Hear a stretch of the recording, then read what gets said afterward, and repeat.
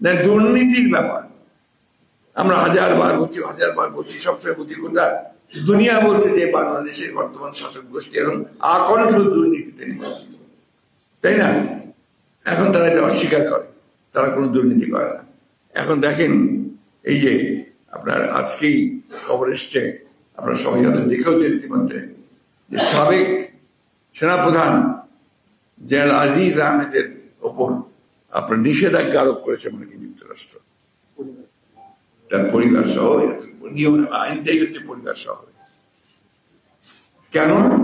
দুর্নীতি এবং আপনার গণতান্ত্রিক প্রতিষ্ঠানগুলোকে মানে প্রভাবিত করা এবং জনগণের বিশ্বাস ক্ষুণ্ণ করা।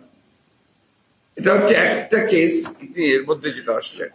এই কথা কিন্তু আমরা বারবার বলেছি যে আপনারা ব্যবহার করছেন রাষ্ট্রযন্ত্রকে, আপনারা ব্যবহার করার চেষ্টা করছেন সেনাবাহিনীকে, ব্যবহার করার চেষ্টা করছেন বিচার বিভাগকে, প্রশাসনকে, এবং আজকে এমন একটা ত্রাস সৃষ্টি করেছে, এমন একটা ভয়ের রাজত্ব তৈরি করেছে যে এই যে ভাই আমাদের সাংবাদিক ভাইরা আছেন, মিডিয়ার ভাইরা আছেন, তারাও কিন্তু মন খুলে প্রাণ খুলে কিছু লিখতে পারেন না। প্রতিটি শব্দ চয়ন করার সময় তাদেরকে চিন্তা করতে হয় এর জন্য আবার জেলে যেতে হবে কিনা, এর জন্য মামলা খেতে হবে কিনা। তো এই হচ্ছে আপনার এখানে বর্তমান দেশের অবস্থা।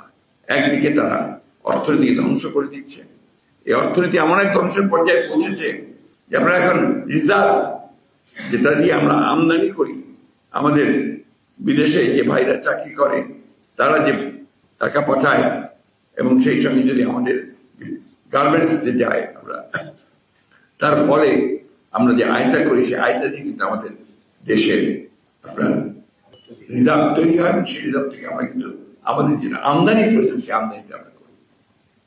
আজকে এমন অবস্থা তৈরি করেছে যে সেই রিজার্ভের পরিমাণ কমতে একেবারে তলানিতে এসে ঠেকেছে, স্বীকার করতে চায় না। এখন IMF বলছে, IMF এর হিসেবে তো আরো খারাপ অবস্থা। তারপরে সব হিসাব মিলিয়ে দেখবেন যে আপনার এখানে একটা অবস্থা তৈরি করেছে যে এখন অর্থনীতি যারা স্বনামধন্য অর্থনীতি যারা এই দেশে, তারা বলছেন যে দেশের অর্থনীতি খুব দ্রুত একটা বিপর্যয়ের দিকে ধাবিত হচ্ছে। প্রিয় বন্ধুরা, অর্থনীতি নিয়ে কথা বলি এই জন্য যে অর্থনীতি আমাদের সাধারণ মানুষকে বাঁচিয়ে রাখে। আজকে সাধারণ মানুষ তারা বাজারে যেতে পারে না। আমরা কোনোদিন শুনিনি কাঁচা পেঁপের দাম 90 টাকা, 100 টাকা। এখন তাই আপনি যে কোনো সবজি বলেন 50 টাকার নিচে, 60 টাকার নিচে কোনো সবজি নেই। আর মাংসের কথা তো বাড়ি নেন, ওটা তো কাছে যাওয়া যায় না। এই একটা অবস্থার মধ্যে নিয়ে এসেছে দেশকে। ইনফ্লেশন বাড়তেই আছে, আর তাদের দুর্নীতিও বাড়তে আছে।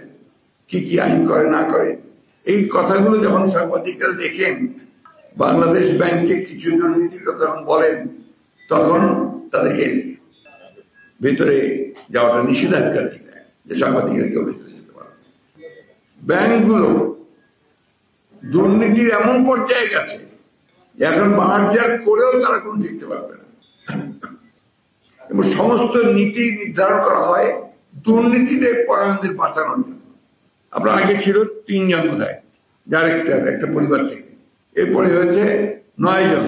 এখন কয়জন জানেন নাকি? এখন 9 জনকে 12 জন করছে কিনা আমি জানি না, প্রায় ওই রকমই অবস্থা। অর্থাৎ একই পরিবারের ব্যাংকের ডিরেক্টর থাকতে পারবেন প্রায় 9 জন, যেটা আমি দেখেছি। এরপরে তো 12 জন করছে, একটা আইন করলাম পার্লামেন্টে। আর কাদেরকে দায়িত্ব দিয়েছেন? আপনার অর্থনীতিকে নির্ধারণ করবার জন্য, যারা চিহ্নিত যে তারা দুর্নীতি করছে, যাদের হাজার হাজার কোটি টাকা ব্যাংক থেরাপি সেটাও মাফ হয়ে যায় অবদিন, যারা শেয়ার মার্কেটকে ধ্বংস করেছে, সেই লোকগুলোকেই দায়িত্ব দেওয়া হয়। এখন যাদের একমাত্র লক্ষ্য হচ্ছে অর্থ উপার্জন, সেই যেভাবেই হোক বাংলাদেশের সম্পদকে লুট করে তাই পত্র পত্রিকায় দেখবেন যে বাংলাদেশের এক মন্ত্রী তার ইংল্যান্ডে তার 465টা বোধহয় বাড়ি পাওয়া গেছে। উনি আমার ব্যাখ্যাও দিয়েছেন। এখন এইটা অবস্থা, একটা কথা বললাম আপনাকে, একটা উদাহরণ দিচ্ছেন। আপনার আমাদের কোন ব্যবসায়ী এখন বিদেশে গিয়ে সবচেয়ে বড় ধনীদের মধ্যে এক নম্বরের মধ্যে 4-5 নম্বরের মধ্যে এসে যায়, অথচ সাধারণ মানুষ তার চিকিৎসার কোনো ব্যবস্থা হয় না। শিক্ষা ব্যবস্থা ক্রমাগত নিচে নেমে যাচ্ছে। এইসব ব্যাপারে সরকারের কোনো কথা নেই।